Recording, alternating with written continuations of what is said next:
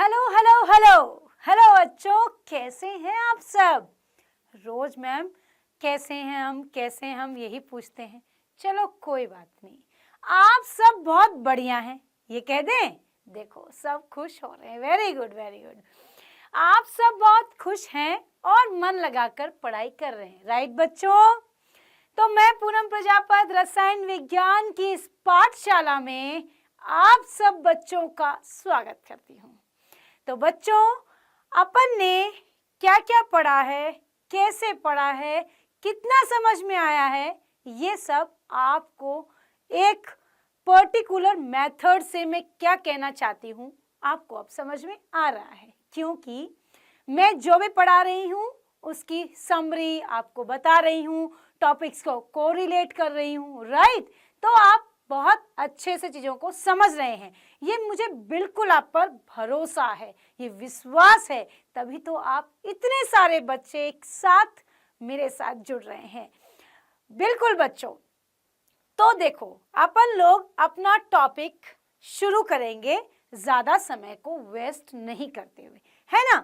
अपन अपना आज जो नया चैप्टर में जो नया टॉपिक है वो टॉपिक कौन सा है, हम क्या क्या पढ़ने वाले हैं, तो अपन देखते हैं अपनी स्क्रीन पर कि आज हम क्या पढ़ने वाले हैं, राइट। आज हम पढ़ने वाले हैं मोल संकल्पना, राइट। फिर अपन क्या पढ़ेंगे, फिर अपन पढ़ेंगे दूसरा टॉपिक आपका क्या, दूसरा टॉपिक है मोलर द्रव्यमान। तीसरा टॉपिक कुछ नहीं, तीसरा टॉपिक प्रैक्टिस है, ओके।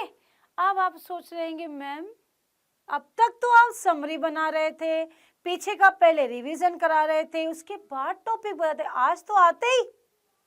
डरो नहीं, स्माइल, ऐसे डरते थोड़ी हैं, जैसे रोज पढ़ाते हैं वैसे ही होगा। अपना क्या करेंगे, पहले नया टॉपिक पढ़ने से पहले हम पीछे की क्लास का रिवीजन करेंगे, राइट, यानी प्रीवियस क्लास समरी। खुश हो गए ना, बिल्कुल बिल्कुल बिल्कुल। तो बच्चों एक बार जरा फटाफट कमेंट में बता दो कि आप लोगों ने पिछली क्लास में क्या क्या पढ़ा है, क्योंकि लास्ट क्लास जब अपन करके गए थे ऑफ, उस समय मैंने कहा था आप लोग समरी तैयार करेंगे, राइट। मैं सोचती हूँ आपने किया है, राइट। फटाफट कमेंट में लिखो यस और नो। तो थोड़ा सा मैं आपके साथ आपके एज ए हेल्पर कोशिश करती हूँ कि आपने किस तरह की समरी तैयार की है, फटाफट 2 मिनट्स में, ओके। 1 घंटे की क्लास को 2 मिनट्स में कैसे समराइज किया जाता है वो हमारे डाउट नेट पर आकर सीखें, राइट। तो चलिए, सबसे पहले प्रीवियस क्लास में बच्चों अपन ने पहला टॉपिक जो था वो क्या था, हम लोग रासायनिक संयोजन के नियम पढ़कर आ रहे थे। उसके बाद अपन ने पढ़ा था डाल्टन का परमाणु सिद्धांत, डाल्टन का परमाणु सिद्धांत, राइट, डन। परमाणु सिद्धांत, जैसे सिद्धांत पढ़ा अपन ने इसके अंदर पढ़ा कि एक अविभाज्य कण है जिसे विभाजित नहीं किया जा सकता है। सेकंड इंपॉर्टेंट टॉपिक था इसके अंदर कि जो तत्व होते हैं उनके सभी कण समान, उनके कणों का द्रव्यमान सदैव समान रहता है जो बदलता नहीं है, राइट। ये 2 इंपॉर्टेंट बातें थी जो आपको यहाँ पर याद रखनी थी। सेकंड अपन ने क्या पढ़ा था, सेकंड अपन ने पढ़ा था इसकी परिभाषा, यानी कि जब आप डाल्टन का परमाणुवाद सिद्धांत पढ़ रहे थे तो परिभाषा मैंने बताई थी, वो परिभाषा कुछ इस प्रकार थी कि कोई भी परमाणु जो है वो बहुत सूक्ष्म है, रासायनिक रूप से उसे विभाजित नहीं किया जा सकता है और भौतिक और रासायनिक विधि से उन्हें पृथक भी नहीं किया जा सकता है, राइट। थर्ड था इसके दोष जो सबसे इंपॉर्टेंट थे। आपने जो सिद्धांत पढ़े उसके जो पॉइंट थे उन्हें उल्टा कर दो, बस सिंपली क्या करना है, उल्टा करके। उन्होंने कहा विभाजित नहीं है, परमाणु छोटा है, लेकिन कण तो थे, इलेक्ट्रॉन, प्रोटॉन और न्यूट्रॉन, ये क्या है इनके बारे में नहीं बताया। सेकंड थिंग, उन्होंने कहा कि सभी जो परमाणु हैं उनके जो कण हैं वो सदैव क्या होते हैं, उनके भार समान होते हैं, लेकिन अगर वहीं पर क्या आ गया, समस्थानिक आ गया समस्थानिक आ गया तो नहीं समझा पाए, यानी ये इसके पर्टिकुलरली इंपॉर्टेंट दोष थे।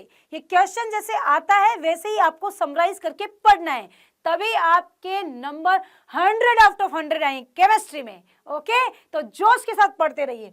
सेकंड अपन ने पढ़ा था क्या, अपन ने पढ़ा था इसके बाद परमाणु द्रव्यमान, जो हम लोग बहुत कंफ्यूज रहते हैं, लेकिन ये पढ़ने के बाद अपन ने देखा कि अपना जो परमाणु द्रव्यमान है वो बिल्कुल क्या है, क्लियरली समझ में आ गया था। कण क्या होते हैं, बहुत छोटे होते हैं, तो छोटे होते हैं तो उन कणों का द्रव्यमान निकालना पॉसिबल नहीं है। तो हमने क्या किया था, हमने कहा कि कार्बन 12 के अकॉर्डिंग मान लो सबको, और जनरली अगर फिर भी याद नहीं रहता तो भी आप उसको कैसे याद रख सकते हैं, हमने कहा जितना उस किसी भी तत्व का परमाणु क्रमांक है उसका लगभग दुगुना, यानी कि कार्बन 6 का 12, नाइट्रोजन 7 का 14, इस प्रकार अपन ने उनको पढ़ लिया था। उसके बाद अगला टॉपिक आया था, जब ये परमाणु बहुत छोटा है तो इसके लिए अपन ने अगला टॉपिक पढ़ा था क्या बच्चों, औसत परमाणु द्रव्यमान, राइट, औसत परमाणु द्रव्यमान। तो अपन ने कहा कि औसतन कब ज्ञात करते हैं, जब अपने पास छोटे कणों के द्रव्यमान पॉसिबल नहीं है तो हम क्या करते हैं कि जब उनके समस्थानिक होते हैं उनको आपस में जोड़ दो, एवरेज जो आएगा वही उसका द्रव्यमान। अपन ने कार्बन की बात की थी, कार्बन 12, कार्बन 13 और कार्बन 14, राइट, इनका औसत निकाला तो कार्बन जो 13 है वो क्या आया, परमाणु द्रव्यमान आया। ये मैंने एक एग्जाम्पल दिया है, ऐसे अपन सभी का निकाल सकते हैं। इतनी मेहनत नहीं करो एग्जाम के लिए, डायरेक्ट आपको याद करके जरा क्रमांक का दुगुना क्या होता है, भार, और आपको आवर्त सारणी याद करनी है तो उसके लिए अलग से मैंने वीडियो बनाया है, उस पे जाके आप देख सकते हैं, राइट। आगे चलते हैं, अगला है औसत परमाणु द्रव्यमान के बाद में अपन क्या कर सकते हैं, औसत परमाणु द्रव्यमान, आणविक द्रव्यमान, आणविक द्रव्यमान। अब आणविक द्रव्यमान क्या था, कोई भी यौगिक है उसमें क्या है, अणु उपस्थित है, उन अणुओं का द्रव्यमान क्या होता है, आणविक द्रव्यमान। जैसे अपन ने देखा H2O का कितना होता है बच्चों, H2O का 18, CO2 का बच्चों 44, अपन ऐसे निकाल सकते हैं, ये मैंने निकालना बताया था। यहाँ पर अपन समरी बना रहे हैं तो यहाँ पर निकाल कर नहीं दिखाया जाएगा, राइट। तो 2 मिनट्स भी नहीं लगे हैं, 2 मिनट्स भी नहीं लगे हैं और अपन ने पूरे 1 घंटे की क्लास को समराइज कर दिया है। डन बच्चों, तो फटाफट जल्दी से इसका स्क्रीनशॉट लो ताकि हम आगे बढ़ सके, अपना टॉपिक आज का जो है उसकी तरफ आगे अपनी रफ्तार को बढ़ा सकें। जल्दी जल्दी हो गया, चलो जी चलो आगे चलते हैं। आज अपन क्या पढ़ने वाले हैं, अपन पढ़ने वाले हैं मोल संकल्पना, सही है। एक बार फिर से देखो जरा क्या हो रहा है, जब भी मोल संकल्पना की बात आती है तो हमारा दिमाग भी ऐसे ही चकरा जाता है, जैसे क्या चकरा रहा है, ये इमेज चकरा रही है, राइट। लेकिन जैसे इमेज घूमकर स्थिर हो गई वैसे ही आपको भी अब ऐसे ही स्टेबल हो जाना है, क्योंकि आज के बाद आप मोल संकल्पना से उठा हुआ कोई भी प्रश्न गलत नहीं कर सकेंगे और ये टॉपिक आपको बिल्कुल शार्प तरीके से क्लियर हो जाएगा। ओके, तो फटाफट मेरे साथ बने रहिए, ऐसे ही जुड़ते रहिए और पढ़ते हैं अपन आज का टॉपिक मोल संकल्पना, राइट। मोल संकल्पना क्या है। अब बच्चे सोच रहे हैं मैडम हमने चैप्टर को कहां से शुरू किया और कहां आ गए, ये मोल क्यों ले लिया, ये संकल्पना इतनी इंपॉर्टेंट क्यों है, जरा ध्यान से सुनो। मोल शब्द पदार्थ में जो कण होते हैं उनके लिए प्रयुक्त होता है, कोई दिक्कत नहीं, ये बात तो ठीक है। अब पदार्थ तो अपन स्टार्टिंग से पढ़ते आ रहे हैं, अभी तक उसी को पढ़ रहे हैं। अब वो जो टॉपिक है, जो पदार्थ है, उसमें जो आपने मोल लिया है वो मोल ही क्यों, कोई और शब्द क्यों नहीं यूज किया। तो एक वैज्ञानिक आए, जिन महाशय की जो तस्वीर है आपको दिखाई दे रही है स्क्रीन पर, ये महाशय जी कौन है, ऑस्टवाल्ड है, ठीक है।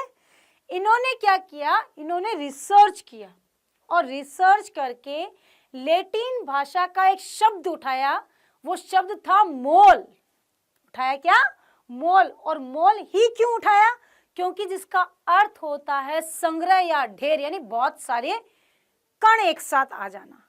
तो इन्होंने कहा कि ये शब्द बिल्कुल प्रॉपर तरीके से फिट होगा पदार्थ के कणों की संख्याओं को ज्ञात करने के लिए, क्योंकि एक पदार्थ में बहुत सारे कण होते हैं। राइट, अब बात समझ में आ गई कि मोल संकल्पना क्या है।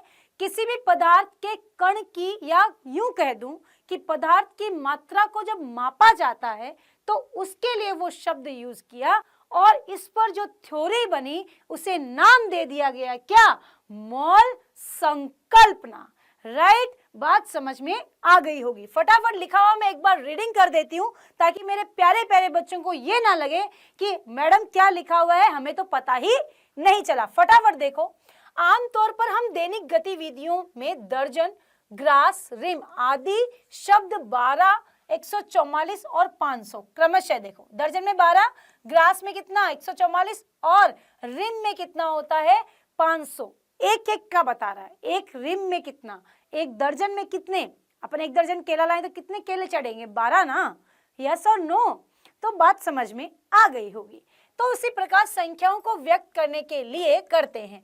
परमाणु एवं अणु अत्यधिक सूक्ष्म कण है। राइट, ये मैं बात बता चुकी हूँ। तथा पदार्थ की न्यूनतम मात्रा में भी इनकी अत्यधिक क्या होती है? संख्या होती है। वृहत यानी बहुत ज्यादा संख्या को व्यक्त करने के लिए क्या प्रयुक्त हुआ? मोल। बात समझ में आ गई जो मैंने अभी समझाई थी। यह पद किससे? लैटिन शब्द मोल से लिया गया है, जिसका अर्थ होता है ढेर या संचय। क्लियर हो गई है बात? यस और नो फटाफट कमेंट में लिखेंगे, जल्दी जल्दी। इसका उपयोग सर्वप्रथम ऑस्टवाल्ड को द्वारा कितना 1894 में किया गया था। अणुओं और परमाणुओं की का ढेर माना जा सकता है। ओके, बात समझ में आ गई होगी। फटाफट स्क्रीनशॉट मारो और इसको ऐसे के ऐसे अपने नोट्स में भी लिखना है। प्रॉमिस करो फटाफट कि लिखेंगे मैम। डन, जल्दी जल्दी जल्दी। तो अब चलते हैं अपन आगे।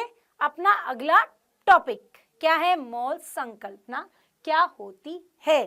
पीछे जो पढ़ा है वो हिस्ट्री कि मोल संकल्पना कहाँ से लिया गया, ये शब्द साइंटिस्ट को कैसे मिला, कहाँ से मिला, कैसे आया, बता दिया।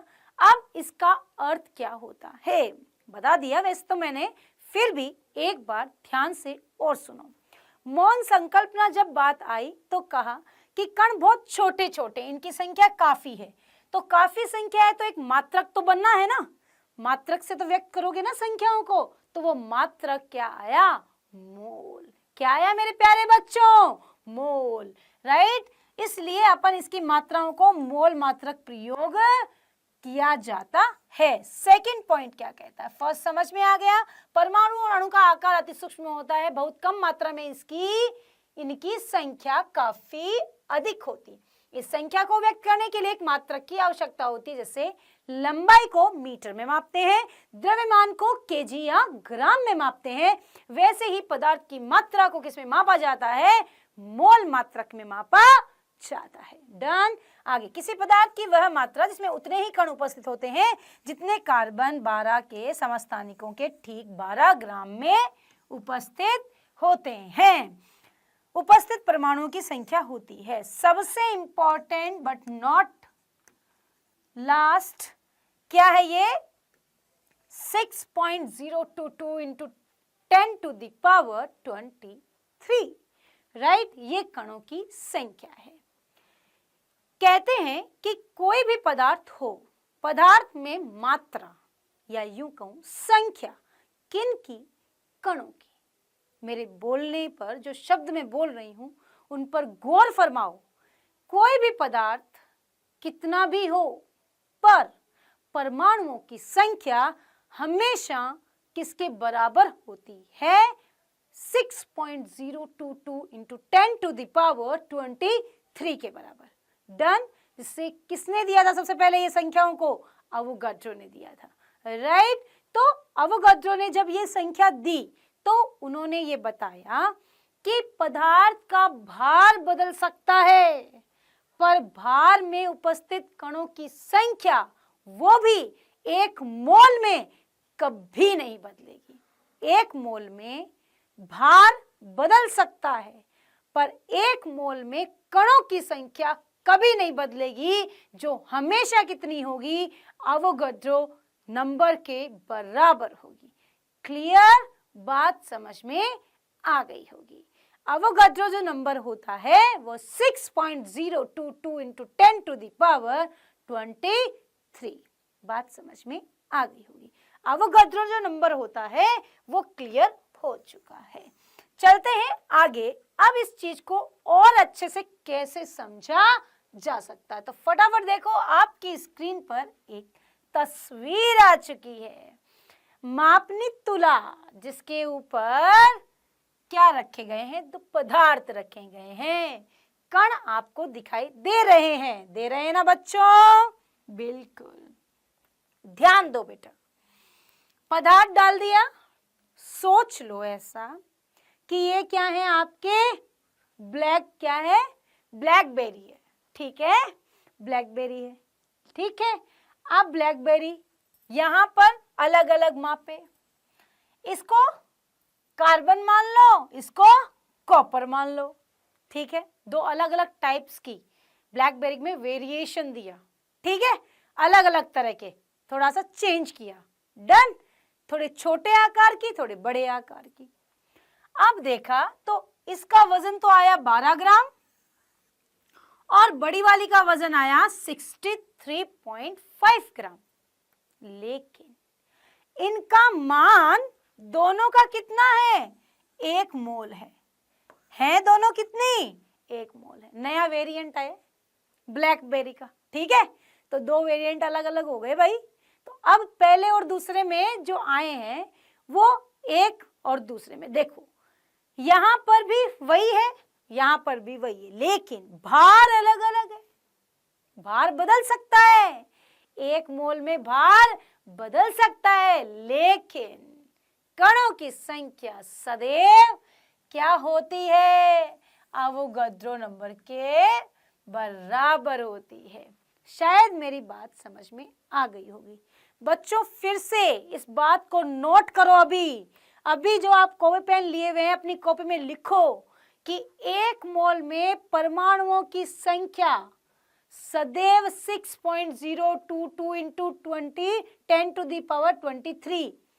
1 मोल में ग्राम में मात्रा बदल सकती है। जैसे अगर मैं बोलूं कार्बन का परमाणु भार 12, नाइट्रोजन का 14, सोडियम का 23। ठीक है, लेकिन इन सब का यदि मैं 1 मोल लूं, कितना मोल लूं, 1 मोल लूं, 1 मोल लूं, तो इनके मान हमेशा कितने होंगे, अवोगाड्रो नंबर के बराबर होंगे।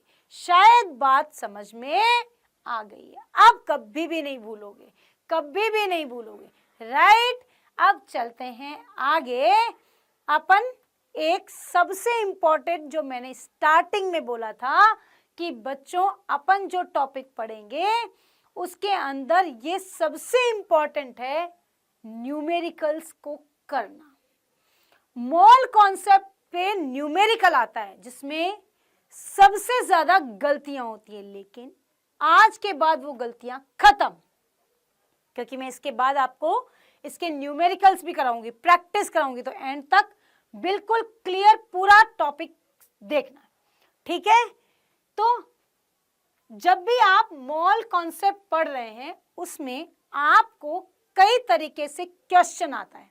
जस्ट लाइक इस डायग्राम में मैं सार बनाकर आप लोगों के लिए लाई हूं। ये डायग्राम आप सबको बनाना है।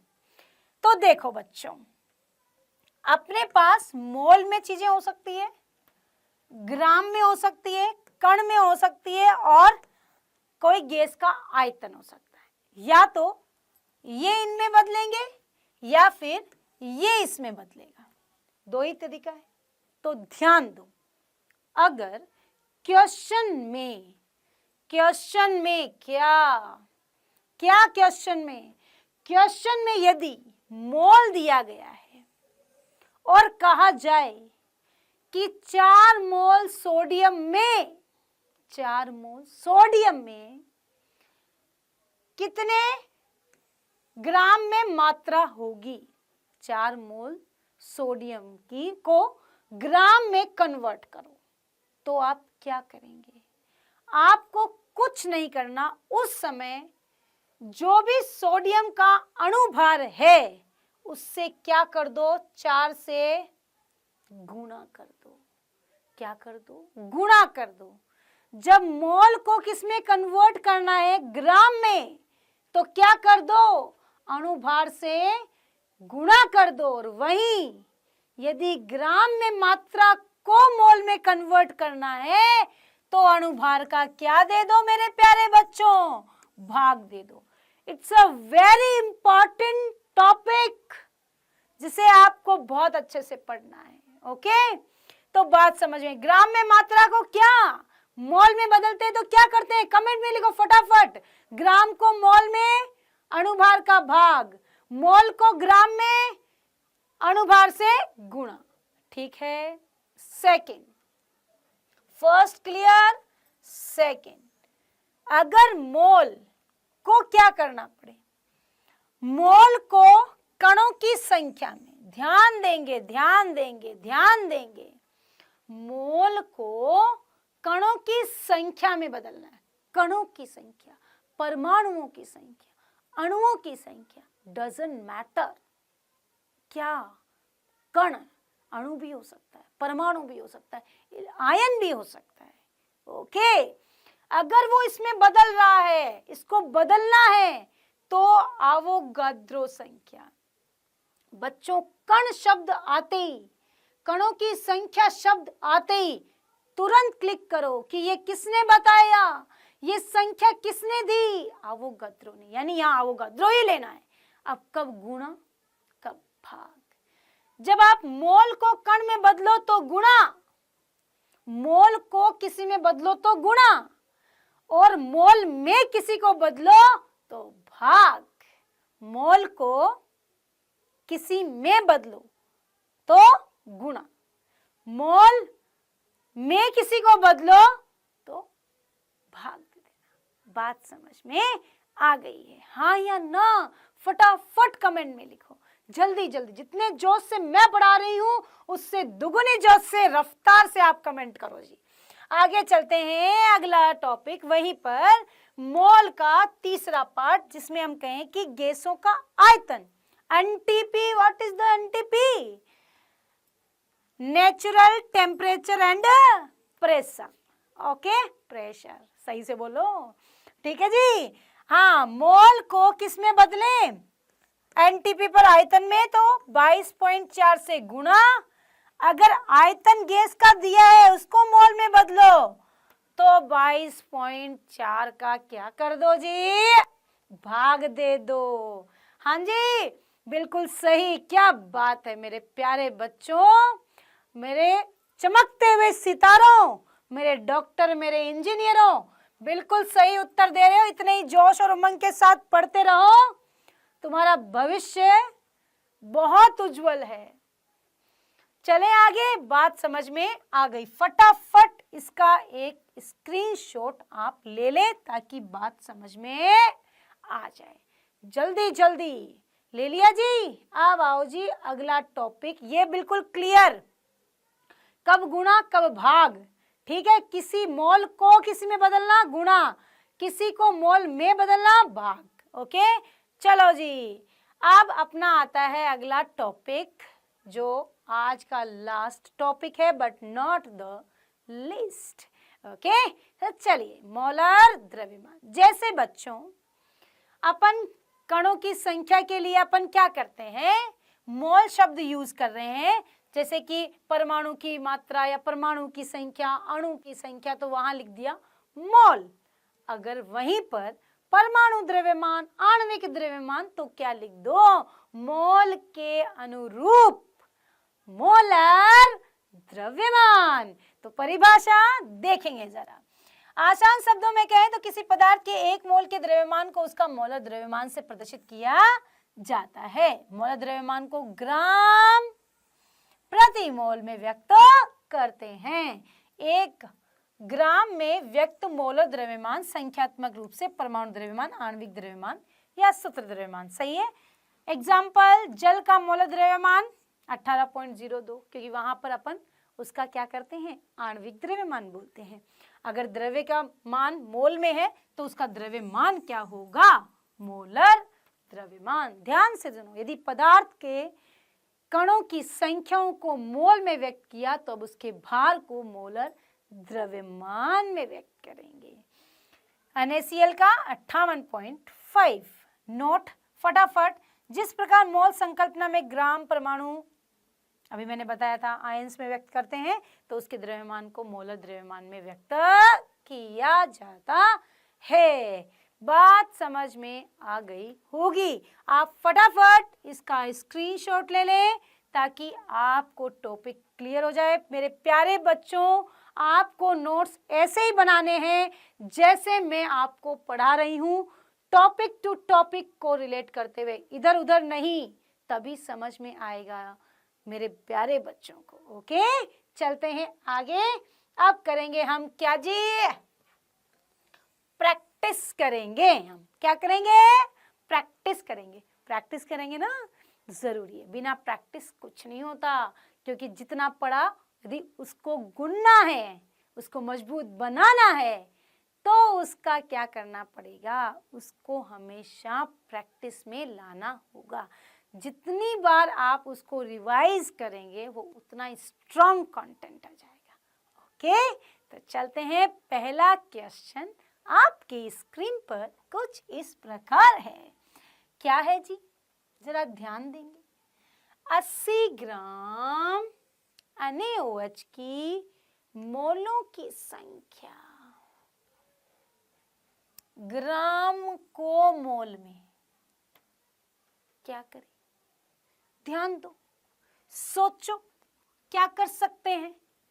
क्या करते हैं, फॉर्मूला याद है पीछे, मोल से ग्राम, यहां पर एरो इस तरह था, ग्राम से मोल क्या करना पड़ता है, भाग, और मोल से ग्राम गुणा। याद है? फटाफट देखो पीछे वाले पेज में आपने जो बनाया ड्राइंग, अभी फटाफट फटाफट देख लिया। तो अपन कैसे इसको व्यक्त कर सकते हैं, तो इसका आंसर क्या होगा जल्दी से बताएंगे सब कमेंट में, फटाफट, जल्दी जल्दी जल्दी जल्दी जल्दी। ओके, जल्दी बताओ जी, जल्दी बताओ, क्या हाल है, फटाफट। चलो, कर दिया? ठीक है, तो फिर देखो जरा कैसे। सबसे पहले क्या, कितना वेट, कितना 80, कणों की संख्या, मोलों की संख्या तो पूछी है ना, निकालनी है। अब अपने को क्या क्या चाहिए, NaOH का क्या, मोलर द्रव्यमान, या यूं कहूं अणुभार, क्योंकि ग्राम में मात्रा को जब मोल में कन्वर्ट किया जाता है तो क्या किया जाता है, भाग दिया जाता है। हाँ या ना, बोलो जल्दी, समझ आया कि नहीं, आ गया याद? देखो जी देखो, यही तो था। 80/40 ग्राम में मात्रा में उसके अणुभार का क्या दे दो, भाग, तो ग्राम में मात्रा किस में कन्वर्ट हो जाती है, मोलों में। कितने मोल, आंसर 2 मोल्स। फटाफट स्क्रीनशॉट मारो, ये क्वेश्चन बहुत बार पूछा गया एग्जाम में। चलो बच्चों, अब चलते हैं अपने अगले टॉपिक पर, जो कि क्या है आपका आज का टॉपिक अगला, प्रतिशत संगठन। राइट, अपन ने पीछे टॉपिक्स पढ़ लिए हैं, वो समझ में आ रहे हैं, तो फटाफट लाइक और कमेंट करते रहें। ठीक है बच्चों, तो प्रतिशत संगठन क्या होता है। प्रतिशत शब्द हमने बहुत, जैसे 6 क्लास 7 क्लास आए वहीं से शुरू कर दिया था सुनना, है ना। तो अब प्रतिशत का मतलब समझ में आ गया कि 100 से गुणा हो जाता है तो प्रतिशत में आ जाता है। राइट, प्रतिशत संगठन का मतलब क्या होता है, तो प्रतिशत संगठन मतलब होता है कि कोई भी अपने पास यौगिक है, कि अपन तो केमिस्ट्री में बात करेंगे ना भाई, ऑब्वियसली, तो अपने पास कोई यौगिक है, उसमें तत्व जो उपस्थित है उसकी कितनी प्रतिशत मात्रा उस यौगिक में उपस्थित है, तो वही उस तत्व का प्रतिशत संगठन कहलाता है। राइट, अपन इसको एग्जाम्पल से भी समझेंगे, अभी देखेंगे कैसे कैसे अपन इसका प्रतिशत संगठन किसी भी यौगिक का कैसे ज्ञात कर सकते हैं। तो फटाफट देखो कि परिभाषा क्या कह रही है। परिभाषा कह रही है कि किसी यौगिक में उपस्थित, क्या भाई, किसी यौगिक में उपस्थित तत्वों की प्रतिशत मात्रा को प्रतिशत संगठन कहते हैं। राइट, प्रतिशत संगठन कहते हैं। बात समझ में आ गई? ठीक है, तो प्रतिशत संगठन जब लिखा जाता है तो उसका फॉर्मूला कैसे लिखते हैं, है ना, वो पता होगा तभी तो निकालोगे। तो सूत्र क्या कहता है? आपका सूत्र कुछ इस प्रकार है, वो ये कह रहा है कि कोई भी यौगिक में उपस्थित तत्व का द्रव्यमान और यौगिक का मोलर द्रव्यमान। अब मैम हमें कैसे पता चलेगा कि कैसे? मैं एक एग्जांपल आपके सब्जेक्ट का ही ले रही हूँ। जैसे अपन बहुत सारे सब्जेक्ट पढ़ रहे हैं ना, फिजिक्स, केमिस्ट्री, बायोलॉजी या मैथ्स और हिंदी और इंग्लिश पढ़ते हैं ना, तो 5 सब्जेक्ट जैसे कि 100 मार्क्स के हो गए, 500 ये हो गए, 500 नंबर ये हो गए। उसमें से फिजिक्स में नंबर आए अपने पास 100 में से 80 नंबर आ गए, 80 नंबर आए, तो प्रतिशत बताओ। तो अपन क्या करेंगे? फिजिक्स या केमिस्ट्री या हिंदी या इंग्लिश जिसके भी नंबर की प्रतिशतता देखनी है इंडिविजुअल, तब क्या करते हैं कि उस सब्जेक्ट के नंबर, टोटल नंबर इनटू 100 क्या आ जाता है? अपने पास उसका प्रतिशत आ जाता है। राइट, कोई दिक्कत नहीं है। तो देखो हम कैसे इसको एक एग्जांपल से मैं बताती हूँ। जैसे बच्चों अपने पास क्या है? अपने पास H2O है ना, सबसे इजी एग्जाम्पल वही है ना, जिसको आप फटाफट समझ सकते हैं और आपको जल्दी समझ में भी आ जाता है। जैसे अपने पास कह दिया H2O है, राइट, और कहा कि इसमें हाइड्रोजन जो है उसकी प्रतिशत मात्रा बताओ। तो सबसे पहले क्या, अपने को H2O का अणुभार पता होना चाहिए। हमें पता है कितना है, 18 है। अब उसमें हाइड्रोजन का भार कितना है? हाइड्रोजन एक, तो उसका तो एक ही भार होता है, लेकिन कितने हाइड्रोजन? यहाँ पर 2 हाइड्रोजन है, तो उसका भार कितना होगा? 2। ठीक, ये हो गया हाइड्रोजन का भार, यानी यौगिक में उपस्थित तत्व का द्रव्यमान, और ये हो गया यौगिक का मोलर द्रव्यमान। राइट, और हमें किससे मल्टीप्लाई कर देना चाहिए? उसको 100 से। तो क्या आ जाती है? उसकी प्रतिशतता आ जाती है। बात समझ में आई या नहीं? तो अपन क्या लिखेंगे? 2/18 इंटू 100। हाँ या ना? बोलो जल्दी। 100/9 11.11%। बात समझ में आई या नहीं? बात क्लियर हुई या नहीं? फटाफट कमेंट में लिखेंगे, फटाफट, जल्दी जल्दी। ओके बच्चों, अगर अच्छा लग रहा है तो लाइक जरूर करते जाएं और चैनल को सब्सक्राइब कभी करके जाएं। ठीक है, ये तो क्लियर हो गया, बात समझ में आ गई। अब चलते हैं आगे। नेक्स्ट अपन क्या पढ़ेंगे बच्चों? अपन पढ़ेंगे अपना बहुत इंपॉर्टेंट टॉपिक, लेकिन उस तक कैसे आएंगे, उसका नाम क्या है, हम उस तक कैसे पहुंच सकते हैं। राइट, तो अपन पढ़ेंगे मूलानुपाती सूत्र, जो क्या होता है सबसे इंपॉर्टेंट टॉपिक है। लेकिन उससे पहले अपने को यह पता होना चाहिए सूत्र क्या होता है, फिर सूत्र से संरचना सूत्र, फिर अणु सूत्र, देन मूलानुपाती सूत्र। तो अपन जाएंगे इस तरह से स्टेप बाय स्टेप, फटाफट, ज्यादा समय कंज्यूम नहीं करना, फटाफट करते हैं। ठीक है, तो सूत्र क्या होता है? कोई भी फॉर्मूला है उसको प्रतीक जो होता है उसके प्रतीकों द्वारा व्यक्त करना। किसी भी फॉर्मूले में प्रतीक चिन्ह लिखे जाते हैं ना, उसको जब व्यक्त करते हैं तो वो उसका क्या कहलाता है? सूत्र।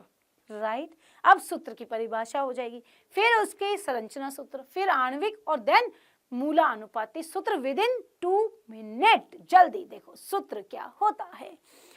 तो सूत्र प्रतीकों का वह समूह जिसमें किसी पदार्थ के एक अणु को क्या किया जाता है? दर्शाता है, सूत्र कहलाता है। जैसे H2O राइट, कैल्शियम कार्बोनेट और C12H22O11 क्या, सुक्रोज, राइट। ये हो गया। अब चलते हैं आगे, अगला क्या है, संरचना। अच्छा, स्क्रीनशॉट नहीं लिया तो ले लो जल्दी करो, जल्दी फटाफट। ओके ओके ओके, ले लिया जी, डन। चलो जी आगे।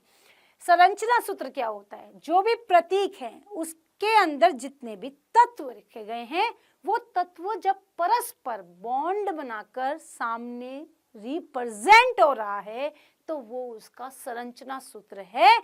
संरचना सूत्र को हम कैसे रिप्रेजेंट कर सकते हैं, देखो आपकी स्क्रीन पर ये रहा। अब आप सोच रहे होंगे मैम ये तो थ्योरी है, आप ये क्यों पढ़ा रहे हैं? बेटा पता है, जब चीजों के बेसिक्स क्लियर होते हैं तभी चीजें जो इंपॉर्टेंट होती है वो समझ में आती है। कॉन्सेप्ट क्लियर होना चाहिए तभी बात समझ में आती है।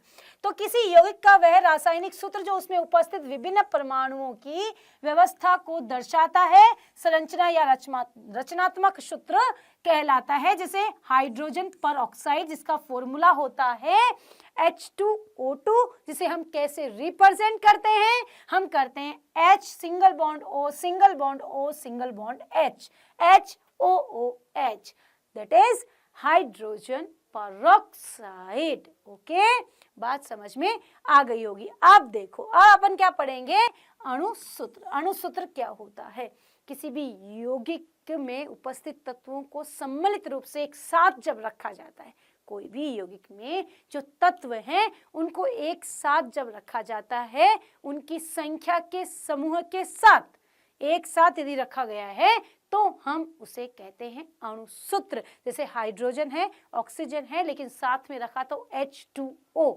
राइट। तो अपन इस तरह से उसको व्यक्त कर सकते हैं। Okay, done. अब चलते हैं आगे। आगे क्या कहा जा रहा है, आगे कहा जा रहा है क्या कि इसकी परिभाषा कह रही है किसी यौगिक का वह सूत्र जो उसके एक अणु में उपस्थित विभिन्न परमाणुओं की वास्तविक संख्या को प्रदर्शित करता है। H2O में हाइड्रोजन 2 है, ऑक्सीजन 1 है, राइट। बात क्लियर हो गई। चलते हैं आगे। तो हाइड्रोजन परऑक्साइड H2O2, इसी प्रकार ग्लूकोज का OC6H12O6 होता है। Done, clear. फटाफट स्क्रीनशॉट लो बच्चों, जल्दी करो, अच्छे से समझ में आ जाए, ताकि आपको वैसे ये चीजें अगर समझ में आ गई तो मूला अनुपाती सूत्र बड़ा ही इजी है। ओके, तो जल्दी से चलते हैं आगे। अब अपना मेन टॉपिक जो है वो है मूला अनुपाती सूत्र क्या होता है। बहुत इजी है, जरा ध्यान से सुनो। बहुत बड़े बड़े फॉर्मूलेज होते हैं। C12H22O वगैरह अभी सुक्रोज का देखा ही था, C6H12O6 ग्लूकोज का होता ही है, CaCO3 कैल्शियम कार्बोनेट, ऐसे बहुत बड़े बड़े सूत्र तो हैं। लेकिन अगर इनको सरल रूप में व्यक्त कर दिया जाए, अगर ऐसा कोई अपने पास ऐसा कोई सूत्र हो जिसे हम इसे सरल रूप में व्यक्त कर दें, हमें इतने बड़े बड़े फॉर्मूले याद ना करना पड़े, तो उसके लिए वैज्ञानिकों ने रिसर्च करके क्या दिया, एक नया थ्योरम रिप्रेजेंट किया और सूत्र का नाम बताया मूला अनुपाती सूत्र। बात समझ में आई? यानी किसी भी रासायनिक यौगिक के सूत्र को सरल रूप में व्यक्त करना ही क्या कहलाता है, मूला अनुपाती सूत्र कहलाता है, जिसका परिभाषा कुछ इस प्रकार है। परिभाषा कह रही है किसी यौगिक का वह सरल सूत्र जो उस यौगिक के अणु में उपस्थित विभिन्न तत्वों के परमाणु की संख्या अर्थात परमाणु के सफलतम पूर्ण संख्या को व्यक्त करता है, उसे मूला अनुपाती सूत्र कहते हैं, राइट। बात समझ में आ गई है तो इसका भी स्क्रीनशॉट ले लें ताकि बात क्लियर हो जाए। अब क्या बात, अब अगला पॉइंट क्या, अब ये क्या कह रहा है, प्रतिशत संगठन टॉपिक था, उसमें अपन ने पढ़ा सूत्र के बारे में। सूत्र क्या होता है, अपन ने देखा कि संख्या सूत्र को प्रतीक के रूप में व्यक्त करना सूत्र कहलाता है, किसी भी यौगिक के को प्रतीक द्वारा व्यक्त करना। उसके बाद अणुसूत्र देखा, संरचना सूत्र देखा। अब प्रतिशत संगठन किसी यौगिक में उपस्थित तत्व का आपके पास है तो हम क्या ज्ञात कर सकते हैं? हम क्या उसका सरल रूप बना सकते हैं? यस यस यस, हम वो कर सकते हैं। और हमें उसका सरलतम रूप जब ज्ञात हो जाता है तो वो मेथड हम कहते हैं मूलानुपाती सूत्र। बच्चों एक बात और, ये क्वेश्चन बहुत इंपॉर्टेंट है, इसलिए इसको थ्योरी के साथ साथ लिख लेना, इसके नोट्स बना लेना। ये 3 मार्क्स का क्वेश्चन कंफर्म आता है एग्जाम में। Okay done. तो सबसे पहले अपन मूलानुपाती सूत्र प्रतिशत संगठन से कैसे ज्ञात कर सकते हैं? तो अपने पास यौगिक की जो संरचना है के आधार पर सभी उसका मूलानुपाती सूत्र ज्ञात किया जा सकता है। इसके लिए निम्नलिखित पद प्रयुक्त हैं। राइट। तो सबसे पहला पॉइंट क्या है, जरा देखो बच्चों। सबसे पहले क्या करना है, मूलानुपाती सूत्र के लिए आपको कोई भी क्वेश्चन दिया जाएगा, उसमें उसकी प्रतिशत मात्रा दी जाएगी, तो आपको उस यौगिक का सूत्र पता हो। अगर सूत्र दिया हुआ तो अच्छी बात है, नहीं है तो आपको वो सूत्र पता होना चाहिए। राइट। उसके बाद उसमें जो तत्व हैं उन तत्वों में का क्या लिखना है, प्रतिशत, जो एक क्वेश्चन में दिया हुआ है। ठीक है। वो प्रतिशत के अंदर कोई भी तत्व, जैसे एग्जाम्पल में बोल रही हूं, ध्यान देना, हाइड्रोजन है और कहा कि इसका 5% इस सूत्र में है, तो आप क्या करेंगे, 5% में 1 का भाग देंगे। 1 का क्यों? क्योंकि हाइड्रोजन का परमाणु भार कितना होता है, 1। राइट। तो पहला नियम समझ में आया, प्रतिशत में उस तत्व की जितनी प्रतिशत मात्रा है उसी में उसके अणुभार का भाग दो। फटाफट देखो, प्रत्येक तत्व की प्रतिशतता में क्या करो, उसके परमाणु भार द्वारा भाग दिया, जिससे प्रत्येक तत्व की मोल संख्या प्राप्त हो जाती है। परमाणु भार का भाग दे दिया, सबसे इंपॉर्टेंट। सेकंड कहता है कि जब परमाणु भार का भाग दे दिया, उसके बाद आपके पास जो भी रिजल्ट आया, ठीक है, जैसे आपके पास 3 तत्व है, हाइड्रोजन, ऑक्सीजन और नाइट्रोजन, उन तीनों तत्वों के जो मान आए वो रिजल्ट में सबसे कम रिजल्ट किसका है, यानी मान लो किसी का 3, किसी का 2, किसी का 1 आ गया, तो सबसे कम कितना, 1। तो उस 1 का 3 में भी भाग दो, 2 में भी दो और 1 में हो जाएगा। राइट। टेंशन मत लो कि मैम आप तो बोल के बता रही हो, मैं इसका एग्जाम्पल प्रॉपर तरीके से कराऊंगी, इसलिए ध्यान से सुनो। पहले प्रतिशत में अणुभार का भाग, दूसरा जो रिजल्ट आया उसमें सबसे कम वाले का तीनों में भाग दे दो। उसके बाद लास्ट में क्या करना है, जैसे ही भाग दिया जो रिजल्ट आपने आया वही रिजल्ट आपको उन तत्वों के पास में लिखने हैं। जैसे कार्बन का 1 आया, हाइड्रोजन का 2 आया, नाइट्रोजन का 1 आया, तो कार्बन के पास में 1, नाइट्रोजन के पास में 2, इस तरह से लिखकर उसका सूत्र बनेगा। वो सूत्र क्या कहलाएगा, मूलानुपाती सूत्र। देखो यहां पर वही लिखा गया है जो मैंने समझाया है। सभी संख्याओं को इनमें से सबसे छोटी संख्या द्वारा पुनः भाग दिया जाता है, इससे मोल संख्या सरल अनुपात प्राप्त होता है। तत्व के प्रतीकों को पास पास लिखकर उनके सरल अनुपात को उनके नीचे दाहिनी ओर लिखकर मूलानुपाती सूत्र प्राप्त होता है। अतः यौगिक का मूलानुपाती सूत्र ज्ञात करने के लिए भारात्मक संगठन तथा उसमें उपस्थित तत्वों के विषय में ज्ञात होना चाहिए। राइट। शायद बात समझ में आ गई है, इसीलिए सब बच्चे यस मैम लिख रहे हैं। वेरी गुड मेरे बच्चों, वेरी गुड। तो अब चलते हैं अपन आगे, अणुसूत्र कैसे निकाला जाएगा। तो अणुसूत्र में ज्यादा टेंशन नहीं, जो मूलानुपाती सूत्र है उसके अंदर अपने को क्या करना है, मूलानुपाती सूत्र और गुणा n, जिसके अंदर मूलानुपाती जो सूत्र आया है उसका ही क्या आपको निकालना है, मोलर द्रव्यमान। जो भी आपका अणुभार हो क्वेश्चन में दिया हुआ होगा, अगर नहीं दिया है तो उस यौगिक का अणुभार निकाल लेना बेटा, निकाल कर उसमें मूलानुपाती सूत्र जो आपने निकाला है सरलतम रूप में उसके अणुभार का, उसके मोलर द्रव्यमान का भाग दे देना। कैसे देंगे, आपकी स्क्रीन पर कुछ इस प्रकार, यौगिक के अणुसूत्र और मूलानुपाती सूत्र परस्पर निम्नलिखित प्रकार संबंधित है। मूलानुपाती सूत्र इंटू n, यानी क्या, n का मतलब क्या, n का मतलब अणुभार में मूलानुपाती सूत्र के भार का क्या कर दो, भाग दे देना चाहिए। तो बात क्लियर, ये पूरी थ्योरी एक एग्जाम्पल में क्लियर हो जाएगी, इसलिए बने रहो, एग्जाम्पल का इंतजार करो, अच्छे समझ में आएगा। तो मूलानुपाती सूत्र भार मूलानुपाती सूत्र द्वारा प्रदर्शित सभी परमाणुओं के परमाणु भारों का योग। ये तो मैंने बता दिया है, आपको बात समझ में आ गई है? तो फटाफट स्क्रीनशॉट ले लें ताकि बात क्लियर हो जाए जल्दी से जल्दी। डन? ओके। अब एक क्वेश्चन आपकी स्क्रीन पर दिखाई दे रहा है, एक अकार्बनिक यौगिक। क्या है मेरे बच्चों? एक अकार्बनिक यौगिक में इतना प्रतिशत पोटेशियम, इतना प्रतिशत कार्बन और इतना प्रतिशत ऑक्सीजन है, यानी पोटेशियम इतना क्या है कार्बन और इतना क्या है ऑक्सीजन, राइट? तो इसका मॉलर द्रव्यमान जैसे मैंने कहा था या तो दिया हुआ होगा या आपको निकालना है, तो दिया हुआ है, वेल एंड गुड। इसका अनुपात मूलानुपाती सूत्र तथा आणविक सूत्र ज्ञात कीजिए। क्या होगा? तो देखो जरा, आपकी स्क्रीन पर कुछ इस प्रकार है, ध्यान दो। सबसे पहले आपको जो क्वेश्चन में दिया था उसमें क्या क्या थे? पोटेशियम था, कार्बन था, ऑक्सीजन था, राइट? था ना? ये थे। तो अब अपने पास क्या आया? तत्व का प्रतिशत दिया हुआ है 56, ठीक। सेकंड क्या करना है? उस तत्व का प्रतिशत में क्या करना? दूसरी बात, परमाणु द्रव्यमान पता है 39, 12 और 16, क्लियर है ये तो। अब आपेक्षिक संख्या में ज्ञात करना है तो क्या करना? इसके अंदर इसका क्या करना है? भाग देना है। देखो दिया हुआ है ना, यही तो बात हुई थी कि प्रतिशत मात्रा में उसी तत्व के द्रव्यमान का, परमाणु द्रव्यमान का क्या कर दो?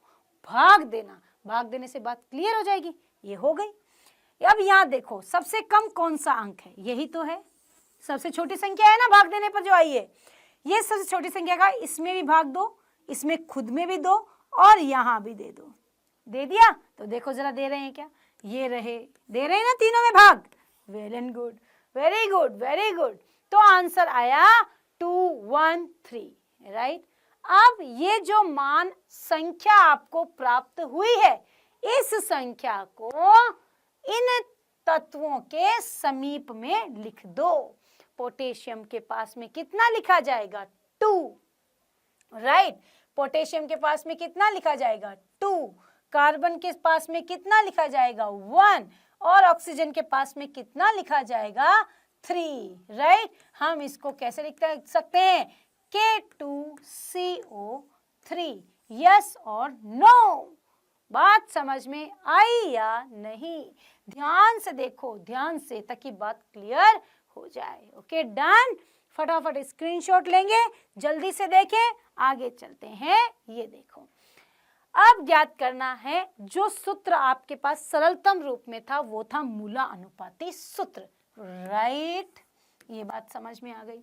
अब ज्ञात करना है मूलानुपाती सूत्र से क्या? अणु सूत्र ज्ञात करना है। तो क्या करेंगे? अपने पास मूलानुपाती सूत्र तो ये आ गया, मूलानुपाती सूत्र का द्रव्यमान ये रहा।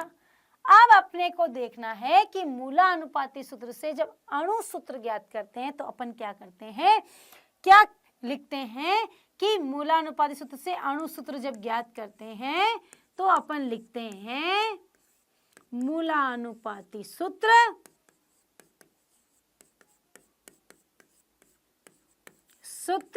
गुणा n, राइट? यही लिखते हैं। तो n की वैल्यू ये रही, मोलर द्रव्यमान बट्टा भाग में क्या लिख दो? मूलानुपाती सूत्र का द्रव्यमान। मोलर द्रव्यमान क्या राजा? 138। मूलानुपाती सूत्र का द्रव्यमान कितना मेरे बच्चों? 138। 138, ये भी 138, भाग दिया तो 1। तो यौगिक का आणविक सूत्र और या अणु सूत्र क्या आया? K2CO3 into 1 K2CO3, दोनों इक्वल आ गए। K2CO3 किसका है? किसका है? मूलानुपाती सूत्र पोटेशियम कार्बोनेट का अणु सूत्र या आणविक सूत्र और मूलानुपाती सूत्र दोनों इक्वल हैं। बात समझ में आ गई? तो फटाफट लाइक करते जाइए और कमेंट में यस मैम लिखते जाइए। वेरी गुड बच्चों। तो ये हो गया आपका मूलानुपाती सूत्र का टॉपिक क्लियर। ये एग्जाम में आने वाला है, कंफर्म आने वाला है, तो जल्दी से इसको अच्छे से नोट कीजिए और जैसे मैंने कराया ऐसे ही एग्जाम में करके आना है। 3 मार्क्स कोई भी नहीं रोक सकता है लेने से, राइट। ओके, चलते हैं आगे। अगला अपना टॉपिक है रस समीकरण मिति। ये टॉपिक जो है आपका रस समीकरण मिति का, ये टॉपिक थोड़ा सा छोटा सा है, जरा मतलब यूं नहीं कि भी हाँ अपने को बस आना चाहिए, ये टॉपिक है, ये अपने को पता होना चाहिए, इसलिए मैं फटाफट डिस्क्राइब कर देती हूँ। रस समीकरण मिति का मतलब क्या होता है? कोई भी रासायनिक अभिक्रिया में अभिकारक और उत्पाद जब बनता है तो उसको संतुलित करने के लिए जो भी मात्राएं उनके आगे लिखी जाती है वही मात्राएं रस समीकरण मितीय गुणांक और उस अभिक्रिया को, या यूं कहूं संतुलित रासायनिक अभिक्रिया को ही हम क्या कहते हैं?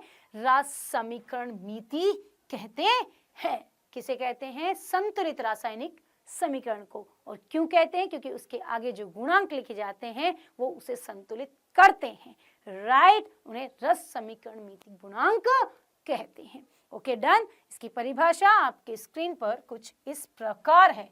रस समीकरण मिति या तत्वानुपातिकी रासायनिकी का वह उपक्षेत्र है जिसके अंतर्गत रासायनिक अभिक्रिया में भाग लेने वाले अभिकारकों तथा उनके उत्पादों के द्रव्यमान और आयतनों का परिकलन किया जाता है, राइट। इतनी परिभाषा याद नहीं हो पर सिस्टमैटिक याद होनी चाहिए।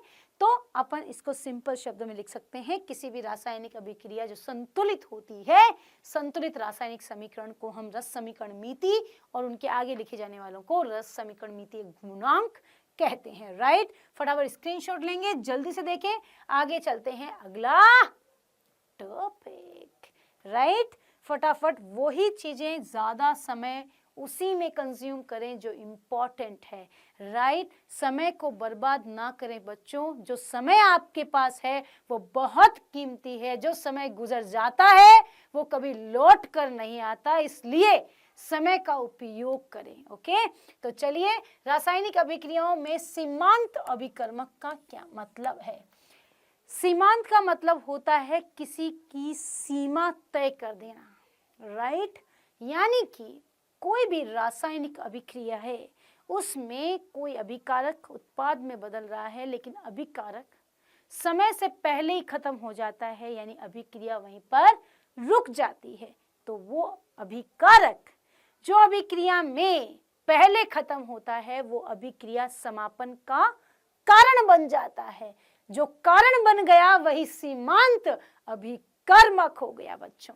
किसे कहते हैं? रासायनिक अभिक्रिया में वे अभिकारक जो समय से पहले, या रासायनिक अभिक्रिया पूर्ण होने से पहले ही खत्म हो जाते हैं, उन्हें सीमांत अभिकर्मक कहते हैं, जिसकी परिभाषा कुछ यूं है। कई बार रासायनिक अभिक्रियाएं जो होती हैं उनमें अभिकारक उतनी मात्रा में उपस्थित नहीं हो रहता जितनी मात्रा संतुलित अभिक्रियाओं के लिए आवश्यक है।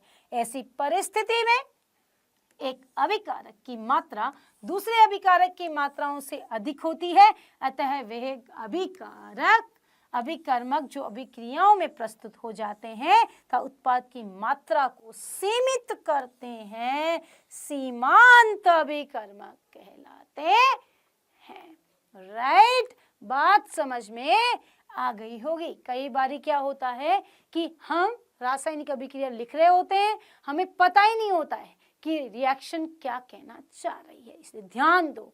लैब में भी 12वीं और 11वीं के बच्चे लैब में भी काम करते हैं, उन्हें पता होना चाहिए कि रासायनिक अभिक्रियाओं में सीमांत अभिकर्मक का बहुत बड़ा रोल है, इसीलिए इसको इम्पोर्टेंट भी कहा गया है। इससे क्वेश्चन भी आता है, मैं आपको भी एग्जाम्पल करके दिखाऊंगी जो आपकी स्क्रीन पर है। देखो बच्चों, 1 ग्राम मैग्नीशियम में क्या है?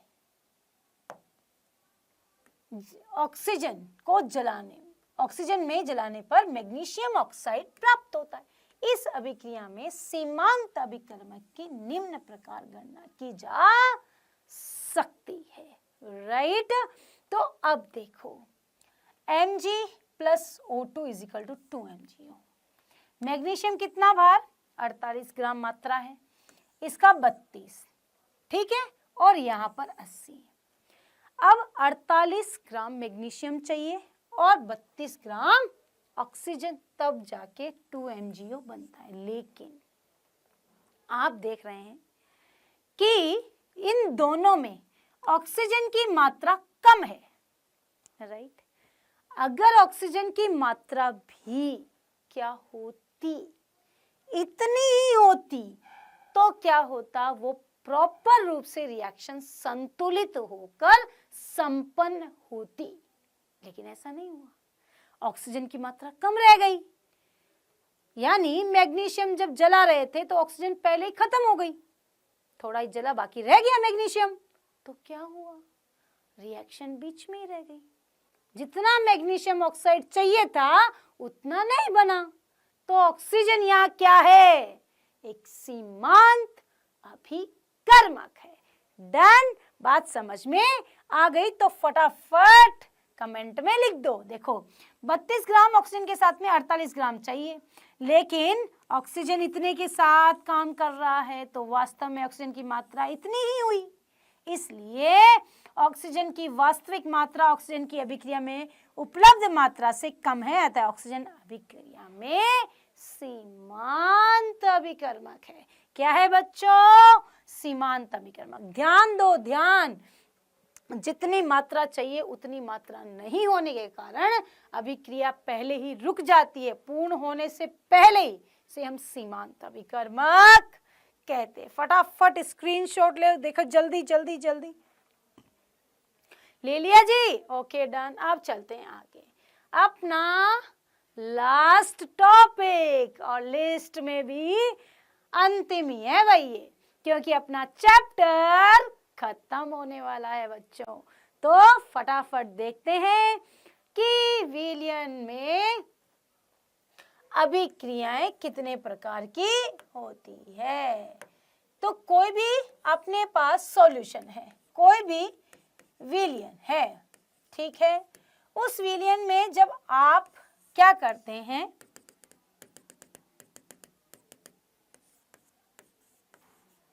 विलायक और विलय, ये तो सबको पता है ना।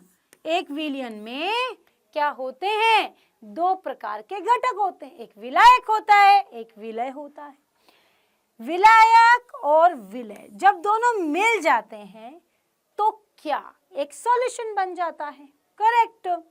जब सॉल्यूशन बन गया तो सॉल्यूशन पर क्या क्या चीजें डिपेंड करती हैं, विलय विलायक क्या क्या करते हैं कि विलयन प्रॉपर बनता है। तो वहां पर अपन देखते हैं कई चीजें होती हैं जो इफेक्टेड होती है, और वो क्या है, वो है आपके पास आपकी स्क्रीन पर पहला टॉपिक क्या होगा, द्रव्यमान प्रतिशतता।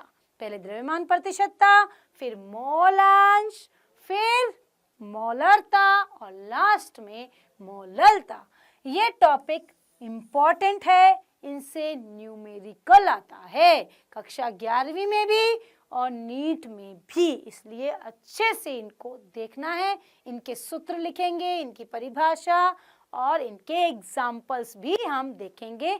तो चलते हैं, समय को ज्यादा नहीं गवाते हैं, और अपना पहला टॉपिक द्रव्यमान, द्रव्यमान प्रतिशतता। बेटा एक बात जरूर ध्यान दो, द्रव्यमान द्रव्यमान प्रतिशतता है तो एक द्रव्यमान जो है वो सॉल्यूशन का बताएगा, विलयन का बताएगा, और दूसरा होगा वो विलय का बताएगा, राइट। यानी कि अपने पास विलय और विलायक दोनों होंगे, सॉल्यूशन बनेगा तो वो उसका जो मान हम निकालेंगे वो यदि आपके पास ठोस के रूप में है तो वहां पर हम बात करेंगे द्रव्यमान द्रव्यमान प्रतिशतता।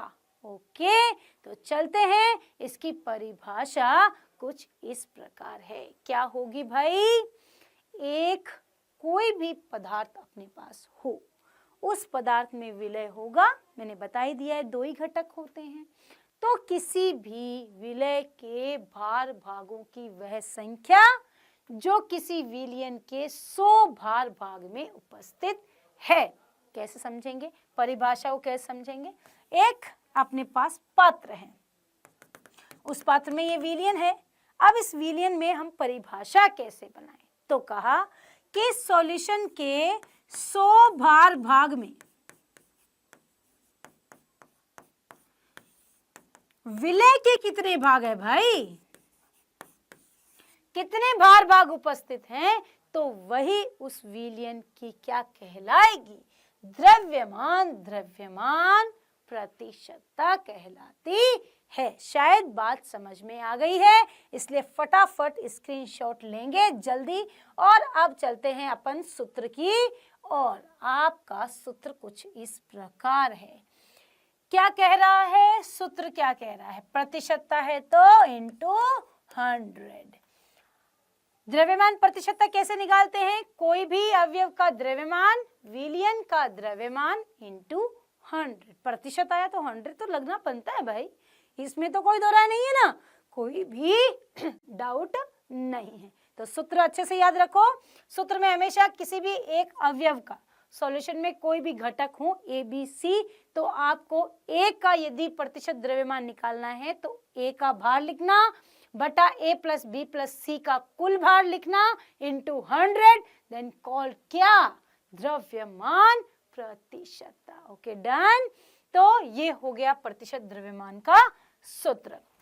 अपन बहुत सारे ऐसे कर सकते हैं कि अपने पास क्या है, 5 ग्राम NaCl है जो कितने में घुला है, 500 में घुला है, तो बताओ इसकी प्रतिशत मात्रा कितनी होगी। तो आप लिख सकते हैं ना, जैसे 5 ग्राम अपने पास क्या है भाई, 5 ग्राम क्या है बच्चों, अभी मैं फटाफट बता देती हूँ ताकि आपको बात समझ में आ जाए। एग्जाम्पल तो जरूरी है ना, वरना कहेंगे मैम हमें एग्जाम्पल नहीं बताया। आपके पास क्वेश्चन आ जाता है कि 5 ग्राम NaCl, ठीक है, कितने में डिसॉल्व है, 500 ग्राम में, तो बताओ इसके क्या द्रव्यमान, द्रव्यमान प्रतिशतता बताओ। तो अपन कैसे निकालेंगे, कुछ नहीं करना, अपने पास क्या है, नमक कितना है 5, और वो कितने में घुला हुआ है 500 में, तो ये 500 लिख दिया इंटू 100, ये गया और यहाँ से 1 कितना आया 1। हाँ या ना, बात क्लियर हो गई होगी। डन मेरे प्यारे बच्चों, बात क्लियर हुई या नहीं। इसलिए अपन इस तरह से कोई भी आंसर, किसी का भी प्रतिशत द्रव्यमान निकाल सकते हैं। ओके, ये तो एक एग्जाम्पल था जो देना जरूरी था, इसलिए मैंने आपको समझा दिया। Okay done. चले भाई आगे चलते हैं। आगे क्या है, आगे आगे है आपका मोल अंश। अंश मतलब क्या, एक टुकड़ा, छोटा सा भाग किसी का भी, है ना, उसे मोल अंश कहते हैं। इसे हम लोग परिभाषा में क्या लिखते हैं कि कोई भी यौगिक में यदि मोल अंश ज्ञात करना है किसी तत्व का, तो उस तत्व का क्या, उस तत्व की मोल की संख्या बटा उसमें उपस्थित टोटल जितने भी तत्व हैं उन सब के मोलों की संख्याओं का योग क्या कहलाएगा, उस तत्व का मोल अंश कहलाता है। राइट। कैसे, आप एक यदि पात्र लें और उसके अंदर आपने एक विलयन डाला हुआ जिसमें बेटा ए बी है, घटक बी, घटक डी, घटक सी, 4 घटक ले लिए और कहा कि बताइए ए का मोल अंश कितना होगा। तो मोल अंश के लिए हमेशा x यूज करते हैं और मोलों की संख्या के लिए हमेशा n यूज करते हैं। x किसके लिए, मोल अंश के लिए। मोल अंश के लिए मेरे प्यारे बच्चों क्या यूज करते हैं, मोल अंश के लिए x, और मोलों की संख्या के लिए क्या करते हैं बच्चों, मोलों की संख्या के लिए स्मॉल n यूज किया जाता है। राइट। तो एक पात्र में ए बी सी डी 4 घटक ले लिए, तो कहा कि ए का मोल अंश बताओ। तो ए का मोल अंश मतलब क्या ज्ञात करना है, एक्स ए। तो क्या करना पड़ेगा, तो हम लिखते हैं मोलों की संख्या किसकी, एन ए की, बट्टे में क्या लिखोगे, टोटल विलयन में उपस्थित मोलों की संख्या N A plus N B plus N C plus N D. ये क्या आ गई बच्चों, ये आ गई आपके ए के मोल अंश किसी विलयन में उपस्थित ए बी सी डी जो घटक हैं उसमें केवल ए का मोल अंश कैसे ज्ञात करते हैं, इस प्रकार ज्ञात करते हैं। बात समझ में आ गई होगी, आ गई ना? फटाफट जल्दी से इसका स्क्रीनशॉट लो ताकि बात समझ में आ जाए। थ्योरी तो हम पढ़ते ही हैं, बुक्स में भी बहुत लिखी है, बट प्रैक्टिकल कैसे समझ में आएगा वो जरूरी है, इसलिए ये जरूरी है आपको पता होना, इसलिए अच्छे से इसका स्क्रीनशॉट ले लें। मैं एक बार रीडिंग लगा लेती हूँ। ये क्या लिखा है? किसी घटक के मोलों की संख्या और विलयन में उपस्थित कुल मोलों की संख्याओं के अनुपात को मोल अंश कहते हैं। माना एक विलयन में 2 घटक ए और बी है, तो मोलों की संख्या तो क्या होगी मेरे बच्चों? NaNB तथा मोल अंश XaXb होता है। राइट? मेरे प्यारे बच्चों को बातें समझ में आ रही है? Very good, very good. ऐसे ही जुड़ते रहिए, ऐसे ही बने रहिए लास्ट तक, ताकि आपको सारे टॉपिक्स क्लियर हो जाए। आगे चलते हैं नेक्स्ट। अब क्या ज्ञात करनी है राजा? मोलरता। मोलरता क्या बेटा?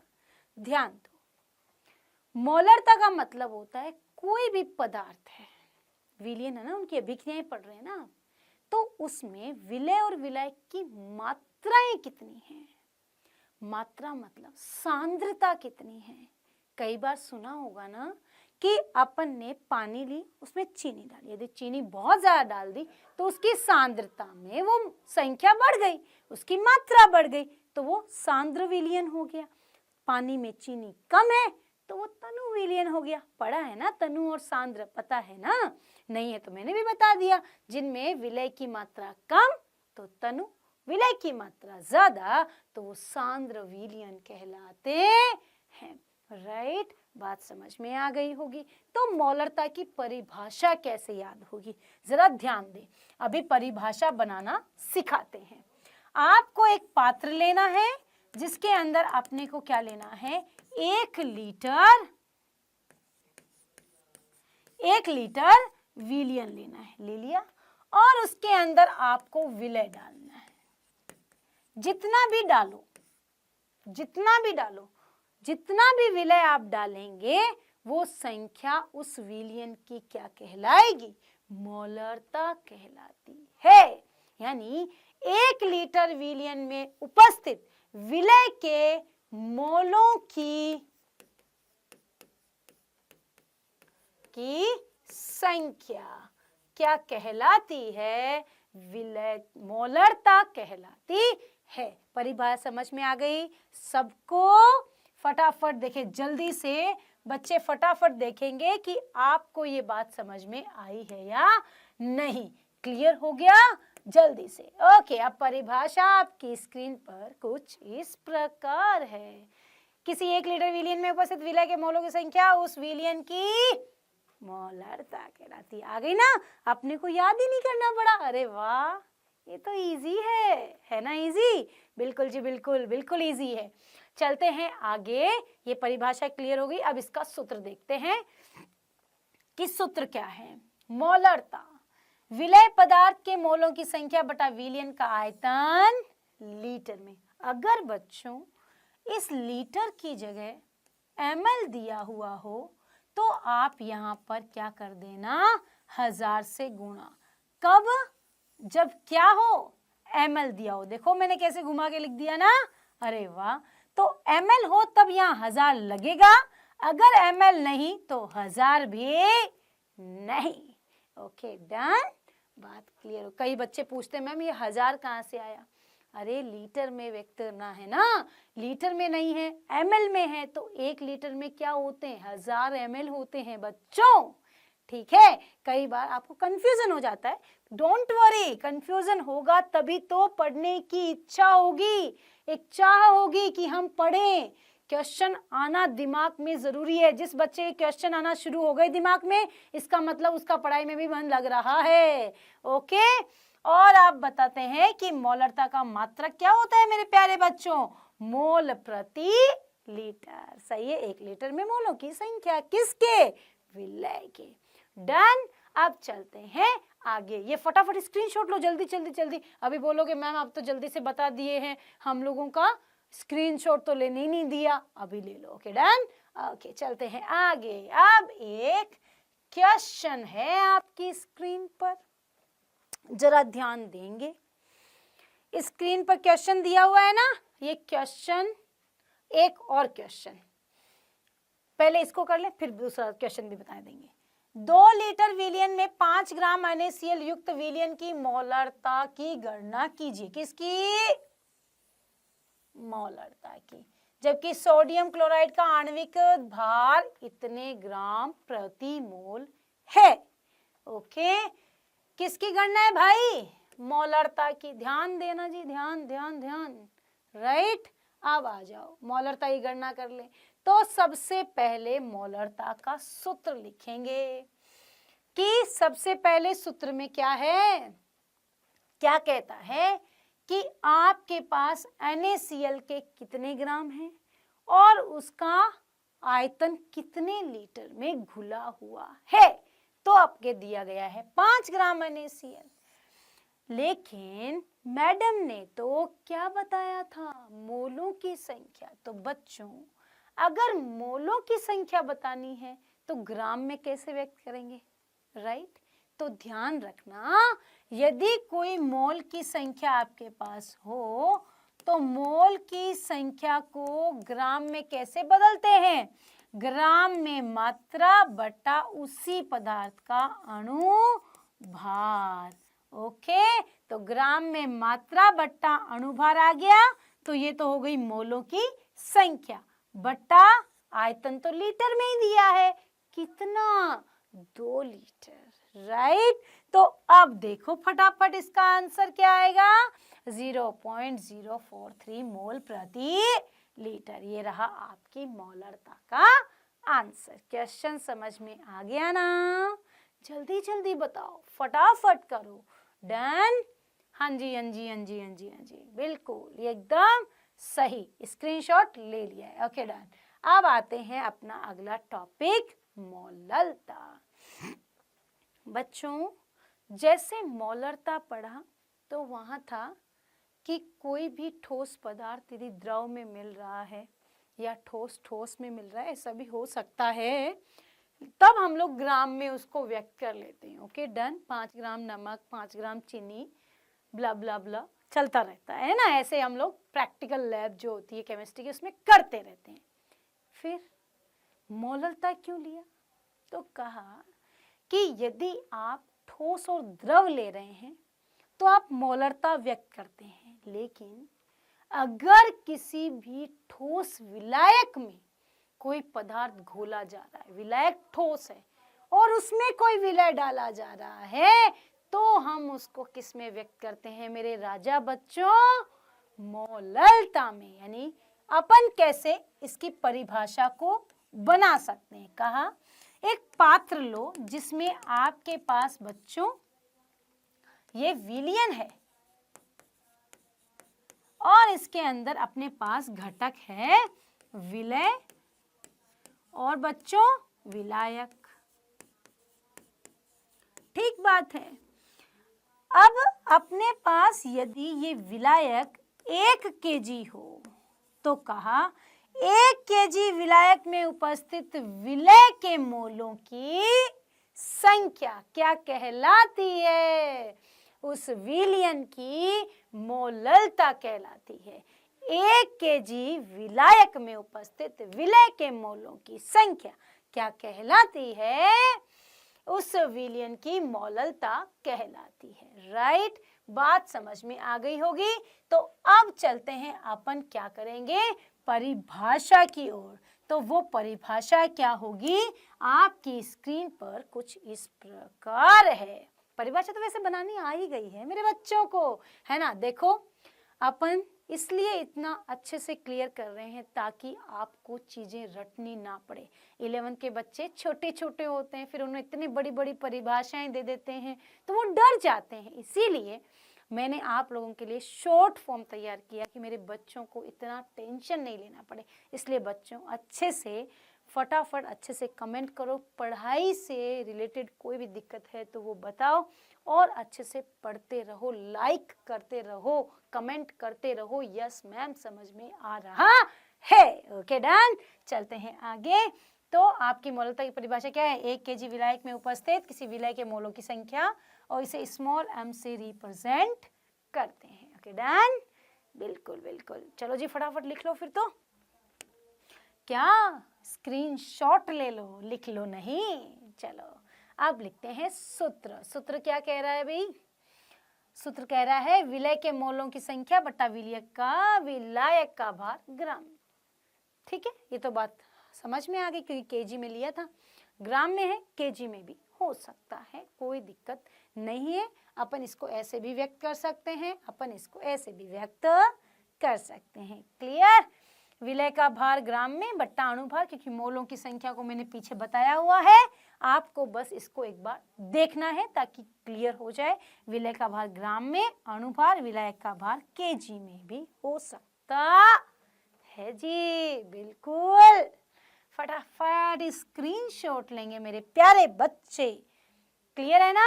टॉपिक समझ में आ रहे हैं या नहीं? जल्दी जल्दी बताओ, यस और नो। आपका समय बहुत कीमती है, इसीलिए मैंने ज़्यादा समय कंज्यूम ना करते हुए फटाफट टॉपिक को क्लियर किया है। जो इम्पोर्टेंट है उसके क्वेश्चंस भी किए हैं। और अब रहा आपके सामने क्वेश्चन। 6 ग्राम यूरिया 500 ग्राम जल में घुला हुआ है तो मोललता बताओ। जल्दी करेंगे क्वेश्चन सभी बच्चे। किसमें दिया है? ग्राम में। और 500 ग्राम क्या करना है? जल्दी बताओ, जल्दी फटाफट देखो, जल्दी स्क्रीन पर दिया है ना। विलय का ग्राम में अणुभार इंटू विलायक का भार ग्राम केजी में। अपने पास किसमें है? ग्राम में है। ओके, तो क्या करना पड़ेगा? क्या करना पड़ेगा? 1000 से गुणा। कई बारी बच्चे पूछते हैं कि ये मैम 1000 कहाँ से आया? अभी मैंने बताया ना कि यदि केजी में है तो कोई दिक्कत नहीं है, लेकिन ग्राम में है तो 1000 तो लिखना पड़ेगा ना बेटा, इसलिए लिखा गया है। तो 500 ग्राम में है राजा, तो इसलिए अपने को क्या करना है? 1000 से गुणा करना है मेरे बच्चों। ओके, तो आंसर क्या आया? 0.2 m मोल पर केजी। डन? क्लियर हो गया? Done done done.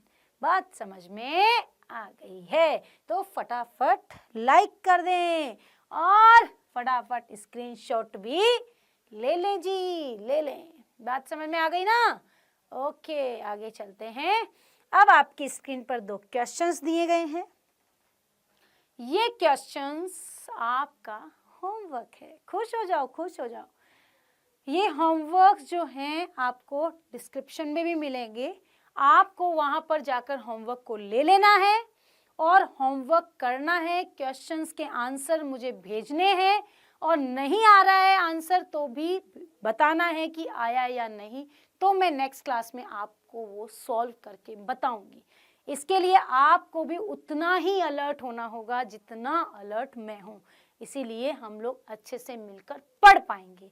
ओके, आपको अच्छे मार्क्स चाहिए ना, इसलिए पढ़ना तो होगा और आपको अच्छे मार्क्स दिलाने की गारंटी हमारे डाउट नेट वालों की है, क्योंकि हम बहुत अच्छे से कॉन्सेप्ट को क्लियर करेंगे। ओके, तो नेक्स्ट क्लास में ये क्वेश्चंस मैं करवाऊंगी। जब आपके कमेंट आएंगे कि हमें बताना है मैम, तभी मैं बताऊंगी। और चैनल को लाइक सब्सक्राइब जरूर करके जाओ। खुश रहो, मस्त रहो, अच्छे से पढ़ते रहो। Thank you.